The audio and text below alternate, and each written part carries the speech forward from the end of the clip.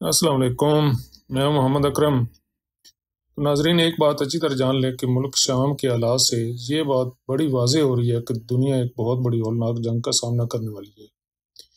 इस जंग के हौलनाक असरात से कोई भी बच नहीं पाएगा, इसलिए हर इंसान को इसकी तफसील का इल्म होना ज़रूरी है ताकि वो इसे एक आफत के तौर पर लेने को जाए इसमें अपने किरदार का तयन कर सके। क़यामत से कबल की इस हौलनाक जंग में अंदाज़ा है कि कम अज़ कम 3 अरब इंसान ख़त्म हो जाएंगे। इस जंग को हदीस में अल मलहमातुल कुबरा कहा जाता है, जबकि बाइबल में से आर्मेगडोन कहा गया है। इसी को हरमजदून की जंग भी कहा जाता है। इस होलनाक जंग में 80 ममालिक की मुतहदा फौज मुसलमानों पर हमला कर देगी। हदीस पाक में इसके लिए 80 अलम यानी झंडे कहा गया है। हर अलम के नीचे 12,000 का लश्कर होगा, यानी कि इसका मतलब ऐसे बनता है कि हर मुल्क एक एक डिवीजन फौज भेजेगा। और नाजरीन, गालबन ये नेटो का इत्तेहाद ही होगा। 80 ममालिक और हर मुल्क की 12,000 आर्मी, और ये बनती है 9,60,000 आर्मी, यानी कि 9,60,000 की फौज मुसलमानों पर हमलावर होगी। जंग के बाद जब अक़वाम अपने नुकसान का अंदाज़ा लगाएंगी तो 90% से ज़्यादा लोग इस जंग में लुक़मा अजल बन चुके होंगे। इस जंग के नतीजे में इतनी बड़ी तबाही होगी, इतनी बड़ी हलाकत होगी कि नबी पाक सल्लल्लाहु अलैहि वसल्लम ने फरमाया कि अगर किसी शख्स के 100 बेटे होंगे तो इनमें से 99 मारे जाएंगे। इतनी लाशें पड़ी होंगी कि अगर कोई परिंदा उड़कर इनके ऊपर से गुजर कर पार जाना चाहेगा तो नहीं जा सकेगा, थक हार कर इन लाशों के ऊपर ही गिर कर मर जाएगा। नाजरीन, जब रूस टूटा तो नेटो फोर्स के कमांडर से पूछा गया था कि अब नेटो की क्या ज़रूरत है, अब तो दुश्मन ख़त्म हो गया है। तो इसने जवाब दिया कि अब हमें इस्लामी बुनियाद परस्ती से निपटना है। नाजरीन, नबी पाक सल्लल्लाहु अलैहि वसल्लम ने फरमाया था कि अरबों के लिए हलाकत है, अरबों के लिए बर्बादी है, इस शर से जो करीब आ चुका है। आज बदतरीन मगरबी माशरा दुबई में कायम हो चुका है। अरब मुल्कों और शाम के हालात से अंदाज़ा हो रहा है कि अब वो तबाही सर पर आ पहुंची है। ग्रेटर इसराइल बनने को है, जिसमें सऊदी अरब, तुर्की और मिस्र के भी कुछ इलाके शामिल होंगे, इसराइल के कंट्रोल में चले जाएंगे। तमाम मज़ाहिब इस जंग पर मुतफिक हैं कि ये होकर रहेगी और रूए ज़मीन पर हयात के खात्मे से पहले की आखिरी जंग होगी। तमाम मज़ाहिब को इस जंग के बारे में हज़ारों साल से आगाह किया जाता रहा है। यहूदी इस जंग की बड़ी तेज़ी से तैयारी में मसरूफ़ हैं, ईसाई भी इसका इंतज़ार कर रहे हैं, मुसलमान भी बहुत सी हदीस की वजह से इस जंग को जानते हैं, लेकिन इनकी डायरेक्शन इस जंग की तैयारी की बिल्कुल नहीं है। ये जंग कब और कहाँ होगी, फतह किसकी होगी, इसका जायज़ा लेने से पहले हम देखते हैं कि मुख्तलिफ मज़ाहिब इस तबाहकुन जंग के बारे में क्या कहते हैं। कुरान पाक की सूरह इसरा की आयत नंबर 58 में इस बात का इशारा मिलता है।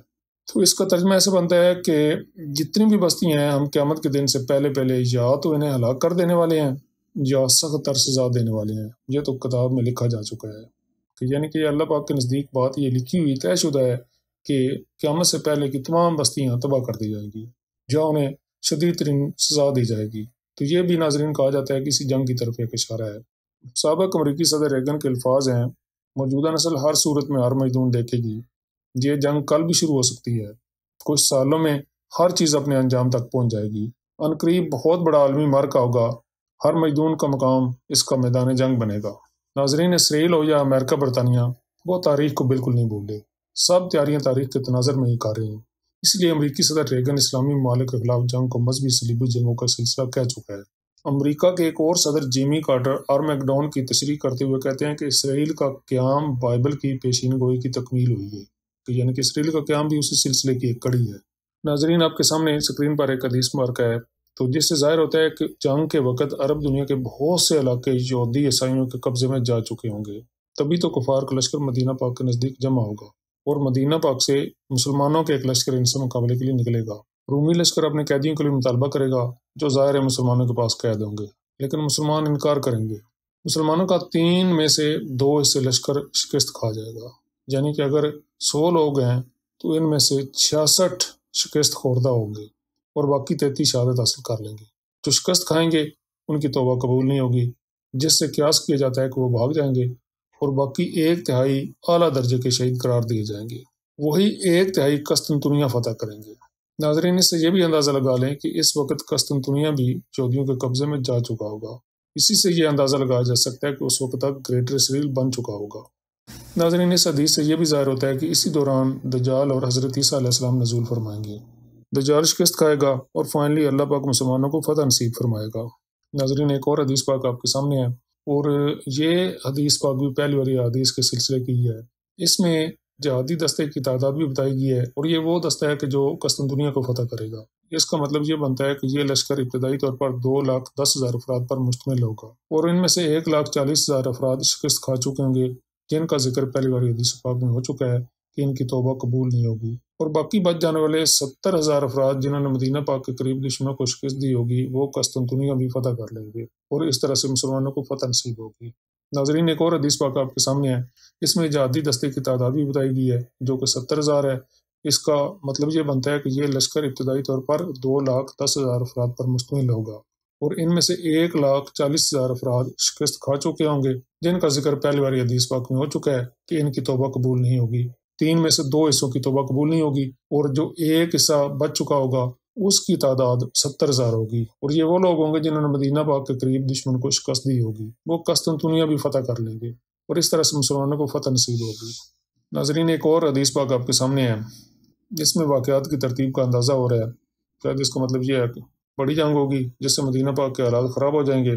اس کا مطلب شاید یہ ہے کہ جنگ کے نتیجے میں نقصان ہوگا، ساتھ ہی دجال کا ظہور اور قسطنطنیہ فتح ہو جائے گا، اور بیت المقدس بھی مسلمانوں کے کنٹرول میں آ جائے گا۔ یہی ترتیب پہلے بیان کی حدیث پاک سے ملتی ہے۔ ناظرین، آپ کے سامنے ابھی جو حدیث پاک ہے اس سے یہ پتہ چل رہا ہے کہ قسطنطنیہ فتح ہوگا تو اس وقت قیامت بھی قریب ہوگی۔ ناظرین، ابھی جو حدیث پاک آپ کے سامنے آئی ہیں تو ان سے ظاہر ہو رہا ہے کہ اس جنگ سے قبل عرب علاقے اسرائیل کے کنٹرول میں جا چکے ہوئے ہوں گے، کیونکہ رومی کے لشکر کا مدینہ پاک کے آس پاس اکٹھے ہونے کا ذکر ہے۔ قسطنطنیہ کے فتح ہونے سے بھی یہ اندازہ ہو رہا ہے کہ ترکی کا یہ علاقہ بھی اسرائیل کے کنٹرول میں ہوگا۔ میدان جنگ لبنان، اسرائیل اور شام کے درمیان والا علاقہ مجدون کی وادی کا ہوگا۔ ان حدیث مبارکہ سے یہ بھی پتہ چل رہا ہے کہ مسلمانوں کی بہت بڑی تعداد میں شہادتیں ہو جائیں گی۔ اتنی ہولناک علاقے سے یہ ممکن ہے کہ اس جنگ میں ایٹم بم استعمال کیا جائے۔ اس سے زیادہ تفصیل اور درست حالات اللہ پاک بہتر جانتا ہے۔ تو ناظرین، کہا یہ جاتا ہے کہ یہ جنگ میگدو کے مقام پر ہوگی یا میجدون کے مقام پر ہوگی۔ میجدون ایک وادی کا نام ہے جو پہاڑی تو نہیں ہے لیکن ایک ٹیلے کی شکل کی ہے۔ تیل میگدو قدیم شہر میگدو کا مقام ہے جس کی باقیات آثار قدیمہ کے ٹیلے کی شکل میں ہے، جو شمالی اسرائیل میں وادی یزریل کے مغربی کنارے پر حیفا سے 30 کلومیٹر دور جنوب مشرق میں آباد فلسطینی قصبے کے قریب واقع ہے۔ میگدو اپنی تاریخی، جغرافیائی اور مذہبی اہمیت کے لیے جانا جاتا ہے۔ کانسی کے زمانے میں میگدو کنعانی شہر کی ایک اہم ریاست تھی۔ آئرن ایج کے درمیان یہ ایک شاہی شہر تھا۔ کھدائیوں سے یہاں 20 کھنڈرات کا پتہ لگایا گیا ہے جو ایک طویل آبادکاری کی مدت کی نشاندہی کرتا ہے۔ یہ سائٹ میگدو نیشنل پارک کے طور پر محفوظ ہے اور یہ عالمی ثقافتی ورثہ ہے۔ تو اس طرح سے لبنان، اسرائیل اور شام کے درمیان میگدو کی وادی ہے اور اسی جگہ پہ یہ جنگ ہونی ہے۔ ناظرین، آرمیگڈون کے موضوع پر اس وقت کروڑوں کی تعداد میں کتابیں فروخت کی جا رہی ہیں۔ ہالینڈسے کی کتاب دی لیٹ گریٹ پلانٹ کی 2,50,00,000 سے زیادہ کاپیاں فروخت ہو چکی ہیں۔ ایک اور مصنف ٹین لائے کی کتاب کی 30 لاکھ سے زیادہ کاپیاں فروخت ہو چکی ہیں۔ ہالینڈسے کی کتاب دی لیٹ گریٹ پلانٹ ارتھ، وہ کہتے ہیں کہ اس میں کوئی شک نہیں کہ یروشلم سے 200 میل تک اتنا خون بہے گا کہ وہ زمین سے گھوڑوں کی باغ کی بلندی تک پہنچ جائے گا، اور یہ ساری وادی انسانوں اور جانوروں کے خون سے بھر جائے گی۔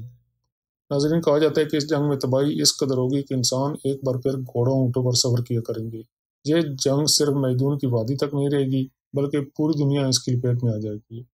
ناظرین، ایک طرف تو اہل مغرب اپنی مذہبی کتابوں کی روشنی میں اس جنگ عظیم کی تیاریوں میں دن رات مصروف ہیں۔ افواج کے متعدد لشکر ترتیب دیے جا رہے ہیں۔ نیٹو کب کی بن چکی ہے۔ دوسری جانب امت مسلمہ احادیث میں بیان کردہ ان سچائیوں سے بے نیاز اور دنیا کی تیاریوں سے بے خبر خواب غفلت میں سوئی پڑی ہے۔